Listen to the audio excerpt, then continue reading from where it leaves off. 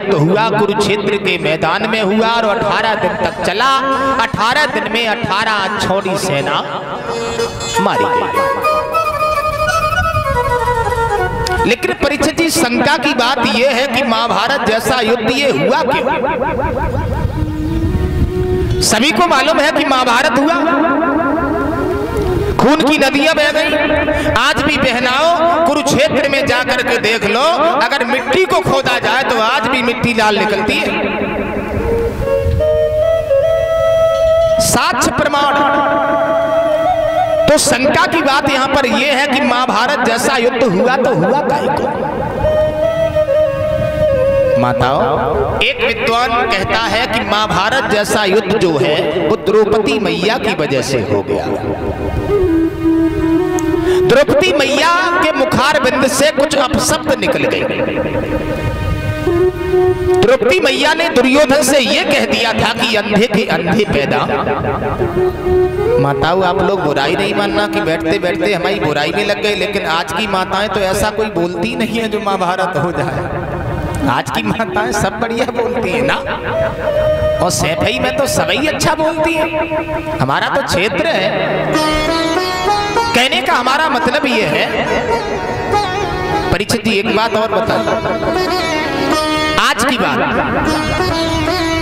बात ये है, द्रौपदी मैया के धृतराष्ट्र जो थे वो परीक्षित जी ससुर थे। आज की बहू अपने ससुर से, अपने देवर जेठ से अगर ये कहे कि अंधे के अंधे पैदा होते हैं तो शायद महाभारत आज नहीं होगा। क्या होगा? ना, महाभारत होगा। वैसे हमारी माताएं बोलती हैं तो बहुत अच्छा है, और पहले तो बोलती नहीं है, बोलती हैं तो ऐसा बोलती हैं जो गोली से ज्यादा काम करे। हाँ, द्रौपदी मैया की वजह से महाभारत जैसा युद्ध हो गया। वैसे मैं क्षमा चाहूंगा, माँ द्रौपदी को मैं कुछ नहीं कह रहा हूँ, अपनी बहनाओं को मैं प्रणाम कर रहा हूँ, माताओं को प्रणाम कर रहा हूँ। लेकिन माताओं के पीछे एक घर नहीं, माताओं बड़े बड़े घर बिगड़ गए। आज की देवियाओं की बात नहीं है, पहले की बात जरा गौर करें सभी लोग। देवियाओं के पीछे एक नहीं, ध्यान देंगे सभी लोग प्रमाण सहित कि नारी की बातन में बड़े बड़े बिगड़ गए।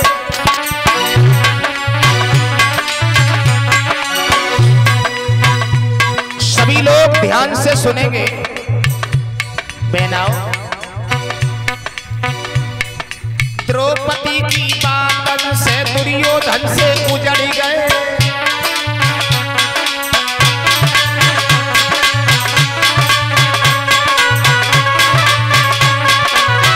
और सुनो, कैकेयी की बातन से दशरथ भी चले गए। देखो श्री राम जी ने वन में भारी दुख सहे।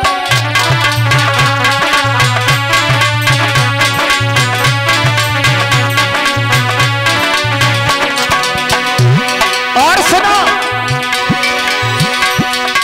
सीता की बातन में लक्ष्मण भी रोए गए। मंथरा की बुद्धि से सुख सारे सोए गए।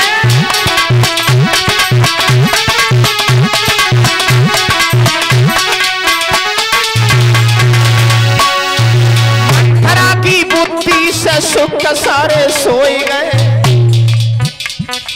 मेनका के आगे गुरु विश्वामित्र हार गए। उन्हें तपस्या और डूब मजादार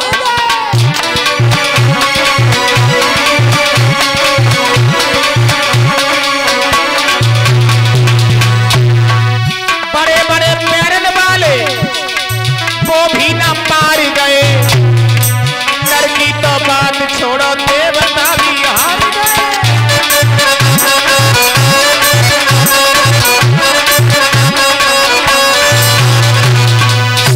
नहीं परीक्षित जी, बड़े बड़े घर बिगड़ गए। दूसरा विद्वान कहता है कि द्रौपदी मैया की वजह से महाभारत जैसा युद्ध नहीं हुआ। किस लिए हुआ? बोले अगर शकुनी मामा ना होते तो शायद इतना बड़ा महाभारत नहीं होता। शकुनी परीक्षित जी कौन थे? वैसे माफी चाहेंगे परीक्षित जी, पहले तो एक ही शकुनी थे जो महाभारत जैसा युद्ध करा दिया, और अब गांव गांव में 2-4 शकुनी पैदा हो जाते। उनकी तनख्वाह जानते हो क्या है? सुबह उठ करके एक चाय, एक बीड़ी को बंडल, संजा को एक पौधा, बस पूरे गांव में आग लगी सी घूमेगी। लड़ाई करवाने में बहुत बड़े शकुनी पैदा हो जाते। शकुनी की वजह से महाभारत जैसा युद्ध हो गया। वैसे क्षमा चाहेंगे परीक्षित जी, शकुनी जो थे ये कौन थे? ये शकुनी जो थे ये धृतराष्ट्र के साले थे, साले। वैसे माफी चाहेंगे, साले जो होते हैं इनके खेल बड़े निराले होते हैं। ये ऊपर से बड़े गोरे होते हैं लेकिन अंदर से बड़े काले होते हैं जो साले होते हैं। अगर कोई अब पंडाल में बैठे हो, आए हो रिश्तेदारी में, वैसे कोई आज नहीं आए इसीलिए तो कह रहा हूँ, कल से नहीं कहे। परीक्षित जी, साले जो होते हैं इनके खेल बड़े निराले रहते हैं। और जिस घर में साले की मालकी होती है ना परीक्षित जी, वो घर विनाश की ओर चला जाता है। याद रखना, जिस घर में साले की मालकी होगी ना तो भाई भाई से बनेगी, ना देवरानी जेठानी से बनेगी, ना परिवार से बनेगी। वो साला किसी लायक तुम्हें नहीं रखेगा। माफी चाहेंगे परीक्षित जी, वैसे हम लोग पीढ़ी दर पीढ़ी कोई किसी का साला, कोई किसी का साला, कोई किसी का साला, लेकिन आज के साले में कोई कमी है ही नहीं। पहले की बात बता रहा हूं, जिस घर में साला रहता है उस घर का गया निकल दिवाला है। वो है ना कम दम पहनो इनके साले ने गजब कर डाला।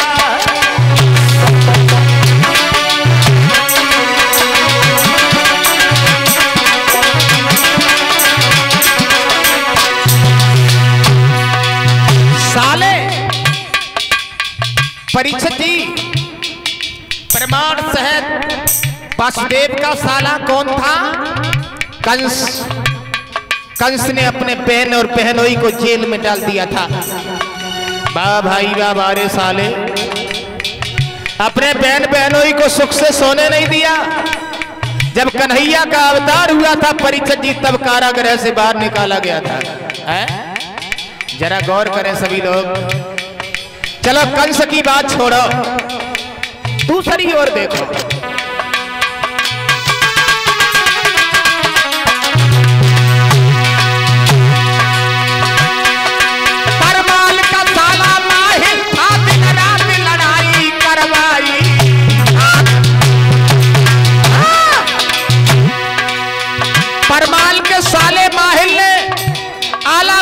घर से निकलवा दिया था बुजुर्गों। परमाल का साला माहिल था, दिन रात लड़ाई करवाई। बड़े बड़े योद्धा मारे, आला उदल दे करवाई।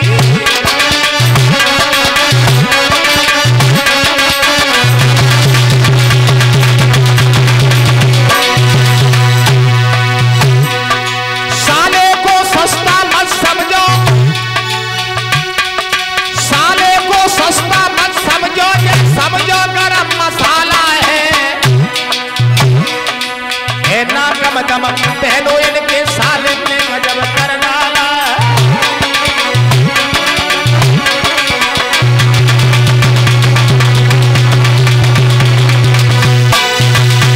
मेरे प्यारे भक्तों, धन्य है परीक्षित जी, वसुदेव के साले कंस ने अपने बहन बहनोई को जेल में डाल दिया था। परमाल के साले माहिल ने परीक्षित जी, आला और ऊदल को घर से निकलवा दिया था। धृतराष्ट्र का साला शकुनी था जिसने इतना बड़ा महाभारत जैसा युद्ध रचा दिया। 18 दिन में 18 छोड़ी सेना मारी गई। एक बात मैं आपको और बताऊंगा परीक्षित जी, ना तो महाभारत द्रौपदी मैया की वजह से हुआ, ना तो शकुनी मामा की वजह से हुआ।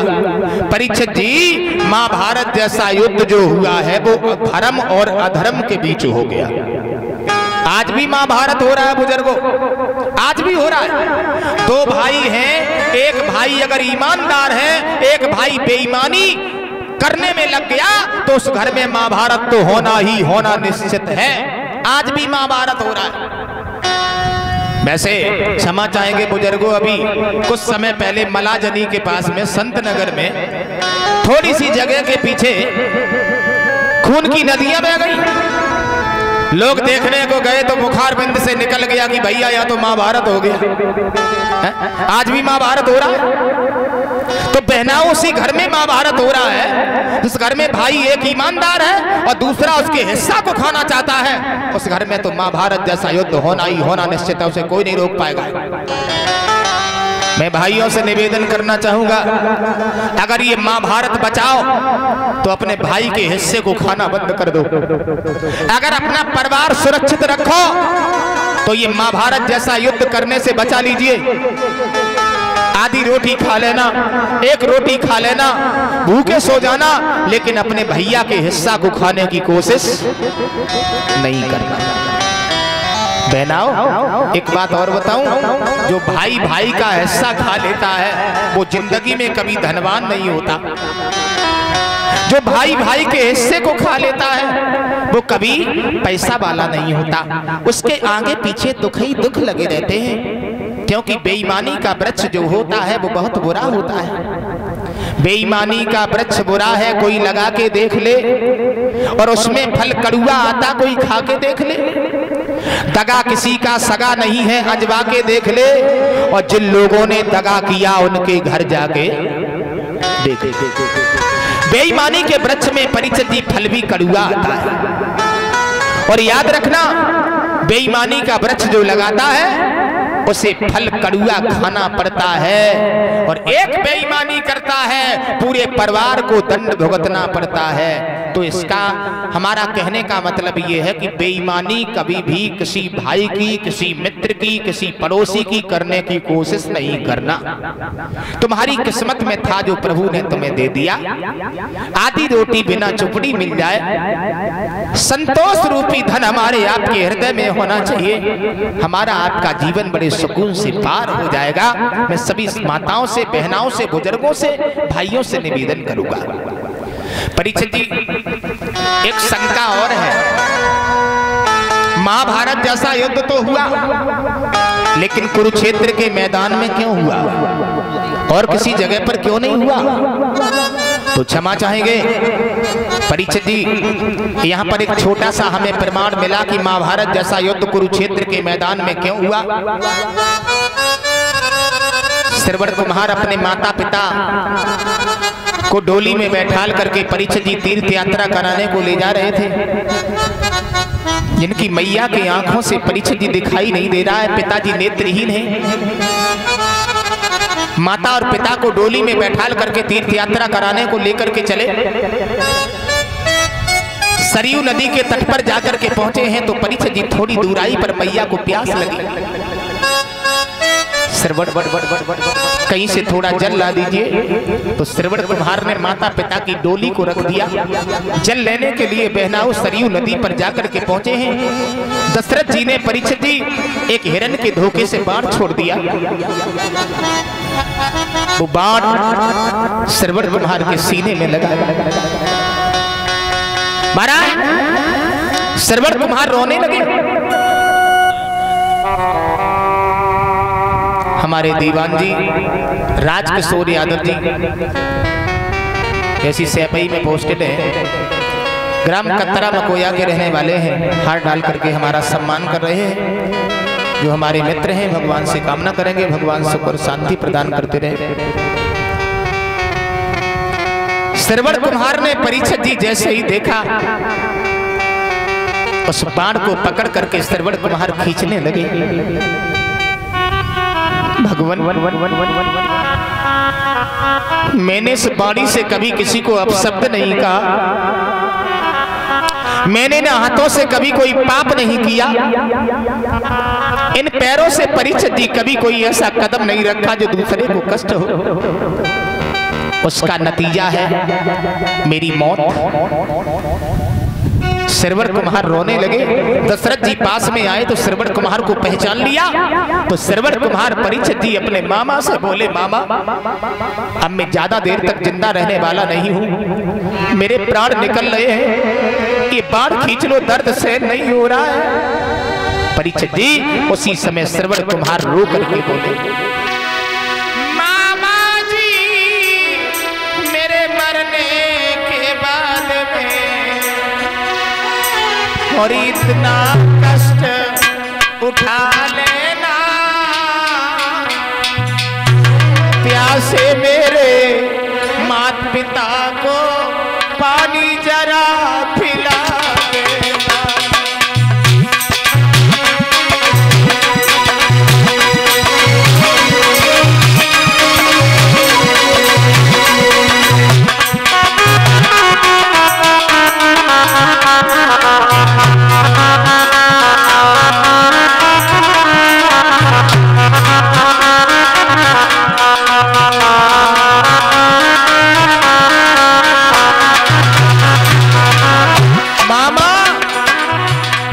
मेरे प्राण जा रहे हैं, अब मैं जीवित नहीं रहूंगा। और परीक्षित जी ध्यान देंगे। अरे मामा जी मेरे मरने के बाद इतना कष्ट उठा लेना, प्यासे मेरे मैया बबुल को पानी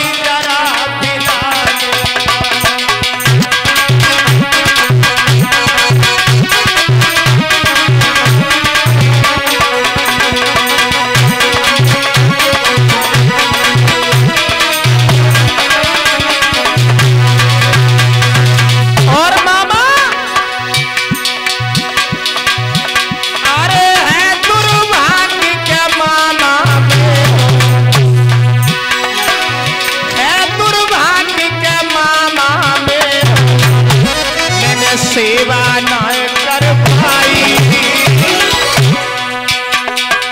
सरयू नदी के तट पर मामा दीनी जान गवाई।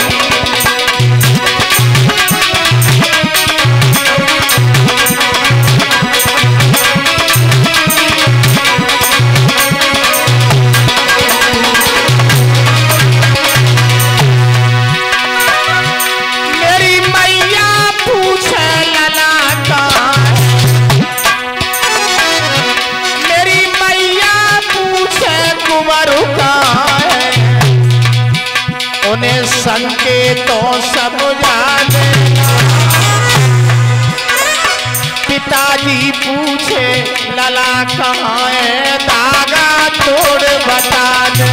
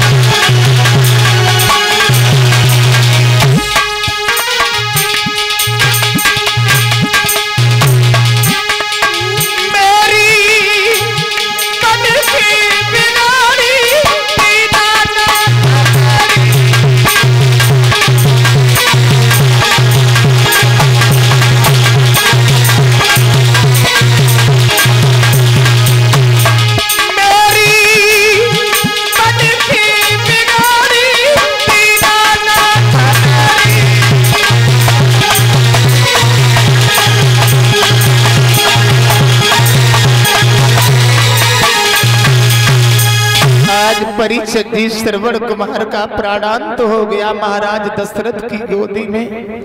एक और श्रवण कुमार का सर लुढ़क गया। महाराज दशरथ परीक्षित जी रोने लगे, भगवान इतना बड़ा पाप जिंदगी में पहली बार हमने कर दिया। भाइयों, तुम्बी को उठा करके दशरथ जी पानी को लेकर के अपने बहन और बहनोई के पास के लिए जा रहे हैं। मैया चंद्रकला अपने बेटा की बाट निहार रही है कि मेरा पुत्र अभी भी नहीं आया। और दयालक मुनि बोले कहीं दूर चला गया होगा इसीलिए नहीं आ पाया। तो परीक्षित जी नहीं मालूम था उस मैया को कि मेरा पुत्र इतनी दूर चला गया जो जाने के बाद कभी कोई वापस नहीं आया। माताओं, तुम्बी को लेकर के महाराज दशरथ जब पहुंचे हैं परीक्षित जी बहन और बहनोई के पास में, पैरों की आहट जब सुनी है तो मैया चंद्रकला ने कहा, श्रीमन लगता है मेरा पुत्र आ गया। दशरथ जी पास पहुंच गए, आवाज लगाई, श्रवण कुछ तो बोल दीजिए, इतनी देर तुमने काय को लगा दी। दशरथ जी फूट फूट के रोने लगे और कहने लगे, बहन तुम्हारा पुत्र नहीं है, तुम्हारा हत्यारा भाई तुम्हारे सामने खड़ा है। मेरे हाथों से श्रवण का प्राणांत तो हो गया। तो परीक्षित जी मैया को ये लगा हो किसी ने गड़ासी मार दी हो। चंद्रकला डोली से लुढ़क पड़ी। उद्यालक मुनि बेटा बेटा कह करके परीक्षित जी नेत्रहीन भागने लगे। श्रवण मुझे छोड़ के चले गए, मैं प्यासा बैठा हूं तुम्हारे लिए। दशरथ जी रो करके कहने लगे, बहन आप रो नहीं, मेरे हाथों से धोखे से बाढ़ लग गया। तो दशरथ जी रो करके बोले, बहना कि रोए मत बहना, कि रोए मत बहना, बचनु भरवान रोए मत बहना।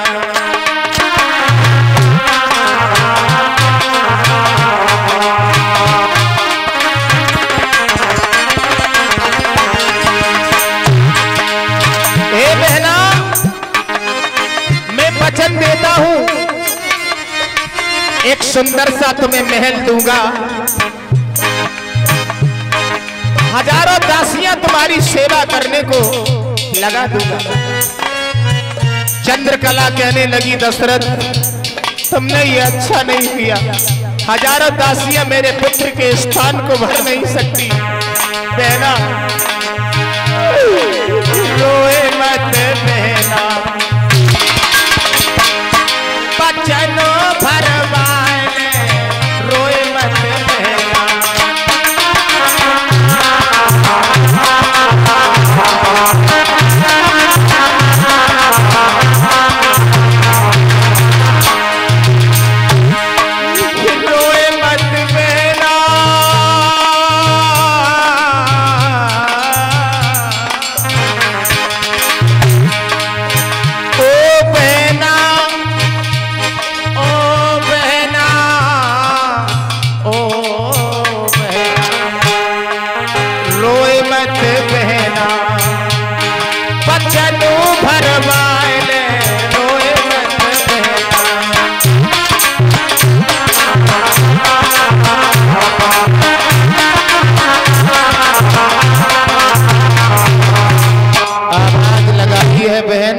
तुम रो नहीं, मैं तुम्हारी सेवा करूंगा।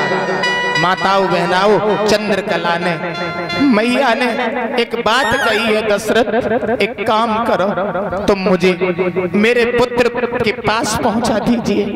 मैं अपने पुत्र के पास में जाकर के देख नहीं सकती तो अपने पुत्र को प्रेम तो कर ही लूंगी, लेकिन दशरथ तुमने अच्छा नहीं किया।